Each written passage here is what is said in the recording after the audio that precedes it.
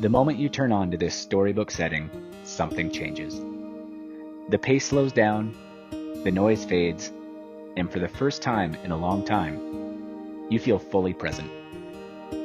Tucked away beneath the trees on 3.6 peaceful acres, this magical log home feels like stepping into a simpler time. A place where conversations last longer, where people gather more often, and where life just feels a little more meaningful.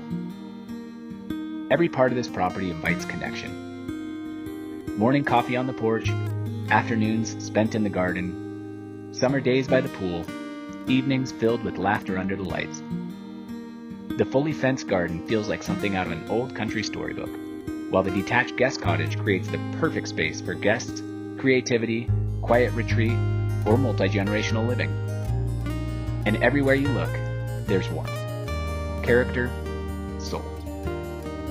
The sellers shared that over the years, this property became more than just a home.